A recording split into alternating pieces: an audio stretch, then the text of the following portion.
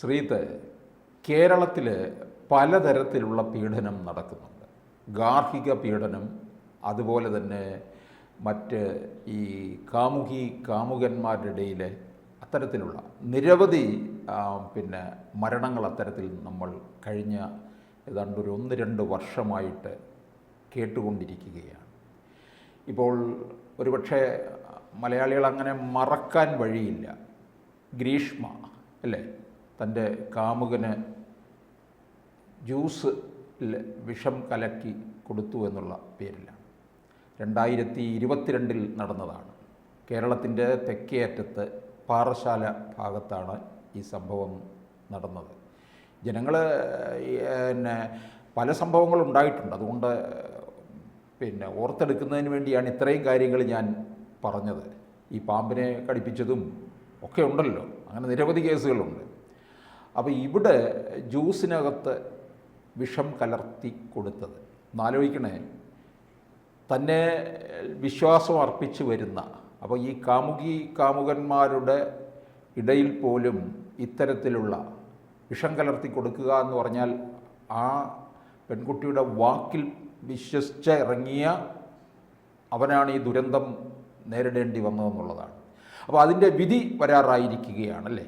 തീർച്ചയായും അതിൻ്റെ വിധി വരാൻ പോകുന്നത് ഈ മാസം 17-ാം തീയതിയാണ്. അതിനു മുൻപ് തന്നെ സാറ് ഇതിനോടൊപ്പം തന്നെ ഗ്രീഷ്മയോടൊപ്പം തന്നെ മറ്റ് പല സംഭവങ്ങൾ സൂചിപ്പിച്ചു. അപ്പോൾ അതെല്ലാം എല്ലായ്പ്പോഴും സ്ത്രീകൾക്കെതിരെയുള്ള ആക്രമണമാണ്. അങ്ങനെ അതോടൊപ്പം തന്നെ ഒരു 6-7 വർഷമായി കേരളത്തിൽ ഈ പ്രണയവുമായി ബന്ധപ്പെട്ട് പല കൊലപാതകങ്ങൾ നടന്നിട്ടുണ്ട്. കഴുത്തറുത്ത് കൊല്ലുന്നു, അതോടൊപ്പം തന്നെ ഈ ആസിഡ് ഒഴിക്കുന്നു, മറ്റ് പല രീതിയിലുള്ള കൊലപാതകങ്ങൾ. കണ്ണൂരിലെല്ലാം മറ്റ് ഈ സംശയരോഗത്തിൻ്റെ പേരിൽ വീട്ടിൽ കയറി ഈ വെട്ടിക്കൊല്ലുന്നൊരു സാഹചര്യം ഉണ്ടായിരുന്നു.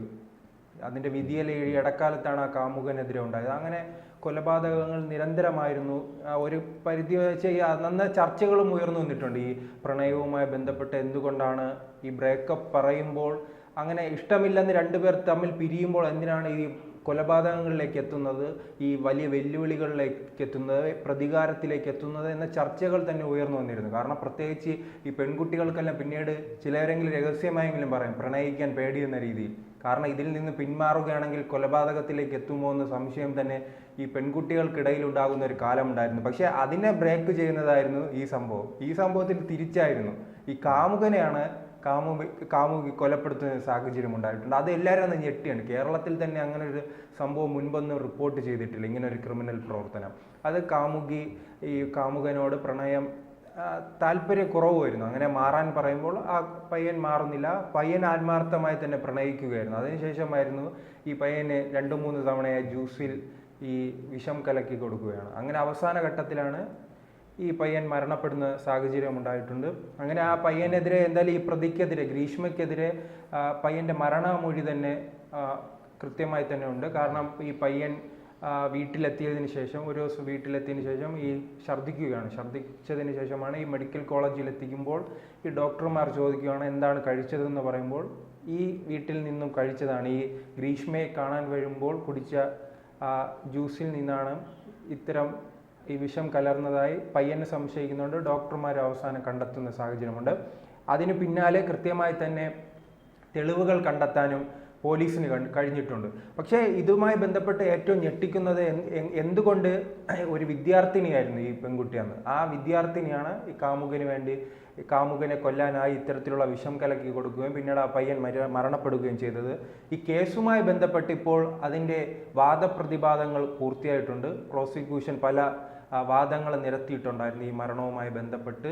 അതോടൊപ്പം തന്നെ പ്രതിഭാഗത്തിൻ്റെ ഭാഗത്തു നിന്നും ഈ പെൺകുട്ടി ഇങ്ങനെ ഒരു കുറ്റം ചെയ്തിട്ടില്ല, അതിനുള്ള തെളിവുകളൊന്നും പോലീസിന് കണ്ടെത്താൻ കഴിഞ്ഞിട്ടില്ല എന്ന രീതിയിലുള്ള വാദപ്രതിവാദങ്ങളും ഈ പ്രതിഭാഗത്തിൻ്റെ വക്കീലും നിരത്തിയിട്ടുണ്ട്. എന്തായാലും പ്രതി ഇപ്പോൾ ഇടക്കാലത്ത് ജാമ്യം ലഭിച്ച് പുറത്താണ്. എല്ലാവരും നാട്ടുകാരെല്ലാം പറയുന്നത് പ്രതിക്ക് അങ്ങനെ ഇതിൽ താനൊരു കുറ്റം ചെയ്തത് അതിൽ പശ്ചാത്താപമൊന്നുമില്ല, അവർ എന്തായാലും സന്തോഷത്തോടു കൂടിയാണ് കഴിയുന്നത്. അതിനിടയിലാണ് ഇപ്പോൾ 3 ആഴ്ചയിലധികം നീണ്ടു നിന്ന വാദപ്രതിവാദങ്ങൾക്കിടയിൽ കേസ് ഈ മാസം 17-ന് വിധി പറയും. എല്ലാവരും കാത്തിരിക്കുകയാണ്. ഈ പ്രതി, പൊതുവേ ഒരു ചർച്ചയുണ്ട്, ഈ പ്രതി രക്ഷപ്പെടാനുള്ള സാധ്യതയാണ് കൂടുതൽ. പോലീസിന്റെ ഭാഗത്ത് നിന്ന് വീഴ്ച ഉണ്ടായി, കൃത്യമായി തന്നെ ഇതിന്റെ തെളിവുകൾ കണ്ടെത്താൻ കഴിഞ്ഞിട്ടില്ലെന്ന വിലയിരുത്തലുകളുമുണ്ട്.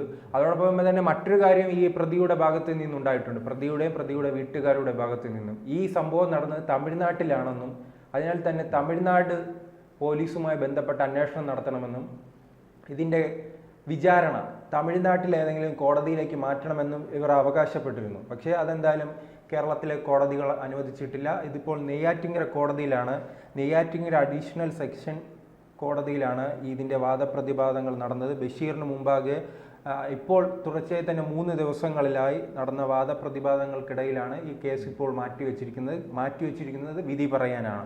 1-ാം പ്രതിയായ ഗ്രീഷ്മ ഷാരോണിനാണ് കാമുകൻ. കാരണം അവർ വർഷങ്ങളായി തന്നെ ഈ പ്രണയത്തിലായിരുന്ന ശേഷം ഈ പെൺകുട്ടിക്ക് മറ്റൊരു വീട്ടിലൊരു മികച്ചൊരു ആലോചന വന്നു. ഏതോ ഒരു ഗവൺമെൻറ് ജോലിക്കാരനോ ഏതോ സൈനികനോ ആയിരുന്നു. അങ്ങനെ ഒരു കല്യാണ ആലോചന വന്നതിന് ശേഷം ആ കല്യാണത്തിനായിരുന്നു ഈ കുട്ടിക്ക് താല്പര്യം. അങ്ങനെ ഈ കാമുകനോട് ഈ ബന്ധം അവസാനിപ്പിക്കാം, ആ രീതിയിൽ മാറിപ്പോകാൻ ആവശ്യപ്പെടുകയായിരുന്നു. പക്ഷേ ഈ പയ്യൻ വീണ്ടും ആ പെൺകുട്ടിക്ക് പുറകെ പോയപ്പോഴാണ്, അങ്ങനെ ശല്യം ഒഴിവാക്കാൻ വേണ്ടിയാണ് ഈ പയ്യന് ഇത്തരത്തിൽ വിഷം കലക്കി കൊടുത്തതെന്നാണ് പോലീസിന്റെ കണ്ടെത്തൽ. ഈ പോലീസിന്റെ കണ്ടെത്തൽ മാത്രമല്ല, അവർ കൃത്യമായി തന്നെ തെളിവുകൾ കോടതിയിൽ ഹാജരാക്കിയിട്ടുണ്ടോ എന്ന കാര്യത്തിൽ സംശയമുണ്ട്. കാരണം പോലീസ് തന്നെ പറയുന്നുണ്ട് ഇതിലെ പല തെളിവുകളും നശിപ്പിക്കാനുള്ള ശ്രമം നടത്തിയിട്ടുണ്ട്, അത് ഈ പ്രതികൾ ഒരു പരിധിവരെ വിജയിച്ചിട്ടുണ്ട്. അങ്ങനെ ഇതിൻ്റെ പല തെളിവുകളും നശിപ്പിച്ചത് കൊണ്ടാണ് ഈ പെൺകുട്ടിയുടെ അമ്മയെയും അതോടൊപ്പം തന്നെ അമ്മാവനെയും പ്രതി ചേർത്തിട്ടുണ്ട്. അമ്മയായ സിന്ധുവിനെ അമ്മാവൻ നിർമ്മൽ കുമാർ നായരെയുമാണ് ഇതിൽ പ്രതി ചേർത്തിട്ടുള്ളത്. അത് ഇവർക്കെതിരെയുള്ള പ്രധാനപ്പെട്ട കുറ്റമെന്ന് പറഞ്ഞാൽ തെളിവ് നശിപ്പിക്കാൻ ശ്രമിച്ചു, അതോടൊപ്പം തന്നെ ഈ സംഭവം ഒളിച്ചു വെച്ചു. ആ രീതിയിലാണ് ഇവർക്ക് 2 പേർക്കും എതിരെയുള്ള കുറ്റം. ഇവർക്ക് തുടക്കം തന്നെ ജാമ്യം ലഭിച്ചിരുന്നു. പിന്നീടാണ് ഈ ഗ്രീഷ്മ വർഷങ്ങളോളം ജയിലിൽ കിടക്കുകയും ഈ ഇടക്കാലത്ത് ജാമ്യം കിട്ടി പുറത്തിറങ്ങുകയും ചെയ്തിട്ടുണ്ട്. ഇത് 2022 ഒക്ടോബർ 14 നടന്ന സംഭവമാണ്. ഇപ്പോൾ 2 വർഷം കഴിഞ്ഞിട്ടുണ്ട്. അതിനിടയ്ക്കാണ് ഇപ്പോൾ വിധി വരാൻ പോകുന്നത്. എന്തായാലും ഇതിൻ്റെ എല്ലാവരും പ്രതീക്ഷയിലാണ്. അന്ന് ഈ സംഭവത്തിന് പിന്നാലെ തന്നെ അന്നത്തെ റൂറൽ SP ആയിരുന്ന ശില്പ രൂപീകരിച്ച സ്പെഷ്യൽ ഇൻവെസ്റ്റിഗേഷൻ ടീമാണ് കേസ് അന്വേഷിച്ചത്. ആ അന്വേഷണത്തിലാണ് പല നിർണായകമായ തെളിവുകളും കണ്ടെടുത്തത്. എന്തായാലും ഈ പ്രണയവുമായി ബന്ധപ്പെട്ട്